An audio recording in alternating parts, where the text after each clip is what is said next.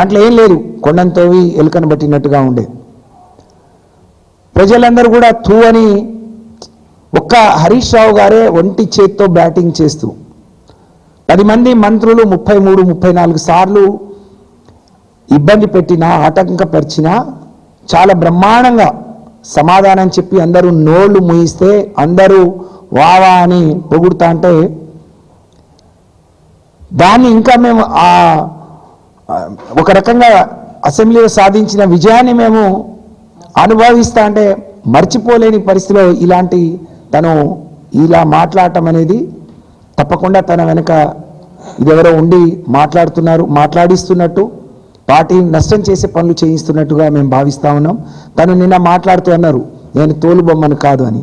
కానీ 3 నెలలుగా తను మాట్లాడిన సిరీస్ అన్ని తీసి చూస్తే తనే అర్థం చేసుకోవచ్చు. ఎందుకంటే తను చాలా విద్యావంతురాలు, తెలంగాణ ఉద్యమంలో ఉంది. తెలంగాణ ఉద్యమానికి తను కూడా కలిసి ఆ రోజు మరి బతుకమ్మతో మహిళలందరినీ ఒక తాటి మీదకి తీసుకొస్తే ఈ తెలంగాణ ఉద్యమంలో సకల జనులు ఉద్యమం చేసిండ్రు. తెలంగాణలో ఉండే అనేక కులాలు, అనేక సంఘాలు, అనేక మంది ఉద్యోగస్తులు, అనేక మంది విద్యార్థులు, అనేక మంది అసూలు బాసి అనేక మంది చేసింటే తెలంగాణ వచ్చింది. అందరికీ అన్ని అవకాశాలు రాకపోవచ్చు, కానీ కవిత గారిని బ్రహ్మాండంగా కేసీఆర్ గారు మరి ఒకసారి పార్లమెంట్ గెలిపించి రెండోసారి మరి తను ఓడిపోతే మళ్ళీ తన్ని కౌన్సిల్లోకి తీసుకొని గొప్పగా గౌరవించుకున్న విషయం మనందరికీ తెలుసు. అందరికంటే ఎక్కువ మా నాయకుడి బిడ్డగా తప్పకుండా మాకు అందరికీ తనంటే చాలా పెద్ద గౌరవం. అందరం గౌరవించాం, తెలంగాణ ప్రజానికం గౌరవించింది. మా ప్రాంతానికి వస్తే కేసీఆర్ గారి బిడ్డ వస్తే కేసీఆర్ గారి లాగా ఆమెను కూడా చూడటానికి వచ్చారు.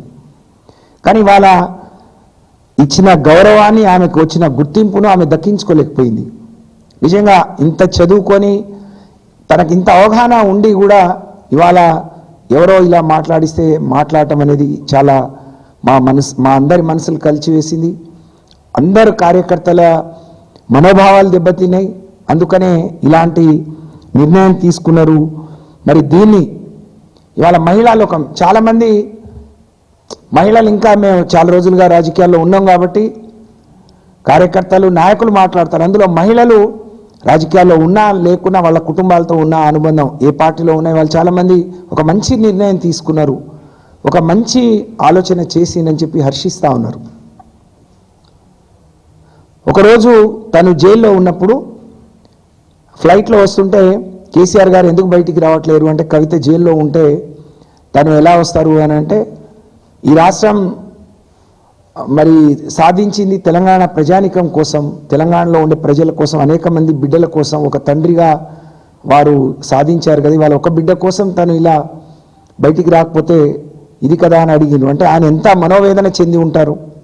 తనే అన్నది నా కోసం బీజేపీలో కలిపేస్తామంటే నేను వద్దన్నాను అని. అంటే ఒక బిడ్డ అంటే తన మీద ఎంత ప్రేమ చూపించి ఉంటారు.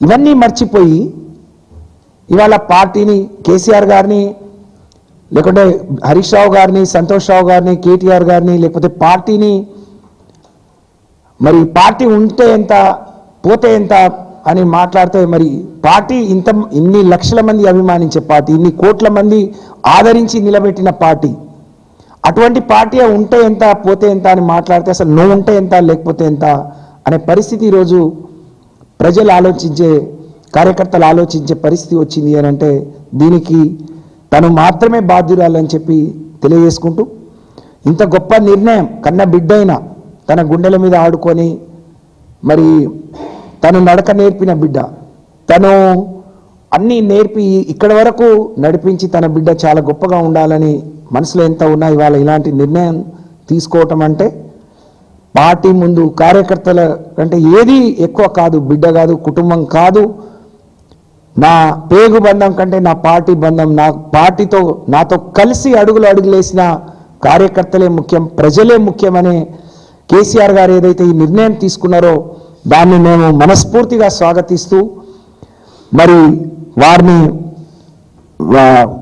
ఆ నిర్ణయాన్ని నిజంగా చాలా ఇది హర్షించేదగ్గ విషయంగా మరి తెలియజేసుకుంటూ, ఇలాంటి గొప్ప నిర్ణయం తీసుకున్న నాయకుడు అలాంటి నాయకుడితో కలిసి పనిచేయటం ఒక ఆడపిల్లలుగా మేము అదృష్టంగా భావిస్తూ మరి మీ అందరికి మరొకసారి నమస్కారాలు తెలియజేస్తూ ఇప్పుడు పెద్దలు అక్క సునీత గారిని మాట్లాడాల్సిందిగా కోరుతా ఉన్నాను.